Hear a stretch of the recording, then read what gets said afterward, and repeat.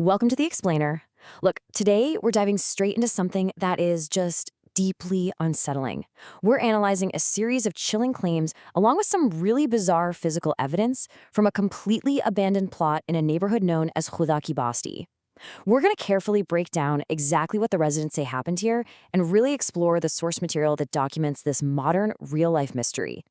So why has an entire section of Khuda Ki Basti been completely abandoned to the unseen for 7 long years? Well, to truly understand that, we have to look past the general decay of the area. We actually need to focus on a very specific epicenter, a place that current residents literally refuse to go near. Section 1. Land given to jinns. A bizarre arrangement. This whole thing starts with a real estate arrangement that is just wild, and it forms the foundation for this entire eerie tale. We're talking about the concept of waqf. Now, usually this refers to a charitable endowment, right? But in this specific local context, it means something entirely different. The residents literally walled off a section of their property behind a red gate. They effectively surrendered it to supernatural entities or jinns in a desperate attempt to just buy some peace. It's like a paranormal peace treaty. They believed that if they gave the unseen their own dedicated space, the humans wouldn't be disturbed. But as the sheer scale of the abandonment clearly shows us, giving up a piece of land did absolutely nothing to solve their problems. The peace treaty completely failed. The source material shows us that the surrounding homes, the local factories that now only run once a year, and all the nearby properties remain completely deserted. People just packed up and left the whole shebang behind, despite surrendering a portion of their land to whatever they believed was haunting them.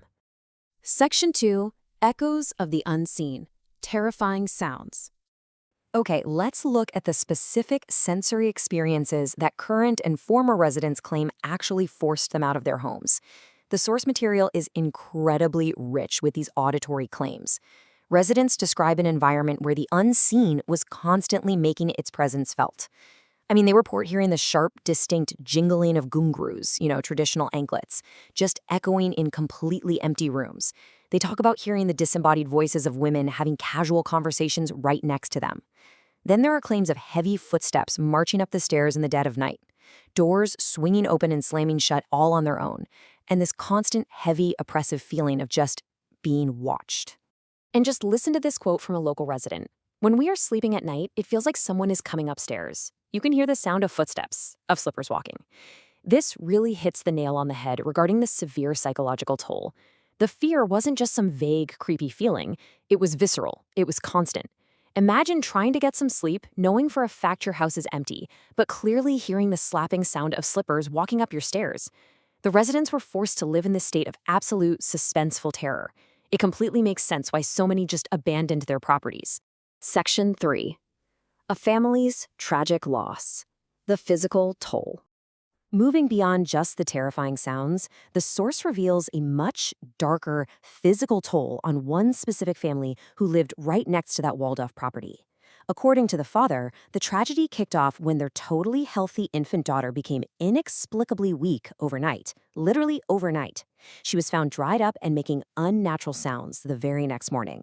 After she tragically passed away, following doctors at Nagan Charangi hospitals allegedly refusing treatment, the grieving mother actually lost her sanity and attempted suicide by jumping from the roof. And it doesn't stop there. In the subsequent month, both sons reported being subjected to real physical attacks. In what is probably one of the most harrowing accounts from the source material, the father describes this terrifying incident involving his second son. He says, "I was working when I got the call. I saw him hanging there and I ran and caught him.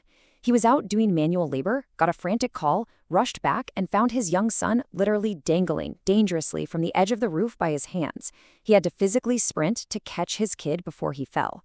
The eldest son, Hanzala, was also allegedly attacked, with his clothes forcefully torn right off his body.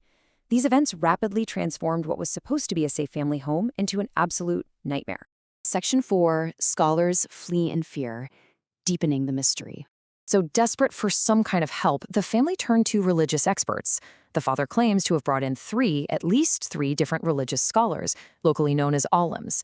These are individuals specifically trained to handle these exact types of situations, and they were brought in to bless the home and address whatever entity was supposedly residing there.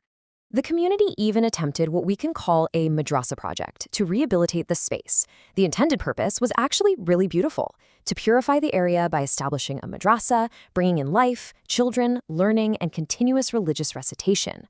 Locals even pitched in to help clean it up. But look at the actual outcome. The whole project was completely abandoned within a single day. The source details how these trained scholars would step inside the gate, start sweating profusely, and then just flee in extreme terror, with the kids in tow. They claimed there was a basera, like a settlement or stronghold of entities living there, and they flat out refused to ever go back. Section 5. Chilling Evidence. Forensic Discoveries. Now, as investigators in the source material explored this abandoned, walled-off section, they discovered physical items that anchor these supernatural claims in a really grim, almost forensic reality. Inside this sealed-off area, where absolutely no human is allowed to tread, they found fresh, isolated footprints right there in the dust. Even more disturbingly, they found scattered skeletal remains, including what investigators documented on camera as a child's skull. Deep within this inaccessible zone, they also found discarded ladies' slippers and massive, thick clumps of hair lying in the dirt. I mean, clumps way too large to be from normal, everyday shedding. You really have to ask yourself, how on earth did these items get behind a locked, abandoned gate? Even the physical environment itself is viewed with this intense suspicion. Right next to the property, there's a tree that bears deep, highly visible axe marks. The locals actually started chopping it down because they believed it was heavy with some sort of negative presence. But then, they abruptly stopped. It just goes to show how deeply rooted the psychological fear had become. They decided it was actually safer to leave it half-cut than risk unleashing whatever they thought was tethered to it. So where did these physical items come from, and what truly lurks behind the red gate of Khuda Ki Basti? We want to leave you with this final thought. While we remain completely impartial to the supernatural claims presented by the residents, we're just reporting what the sources say. The physical evidence left behind in this abandoned neighborhood, the fresh footprints, the hair, the bones, it genuinely leaves us wondering, what really caused an entire community to flee in terror? Thank you for joining me for this explainer, and remember to always keep questioning what you see.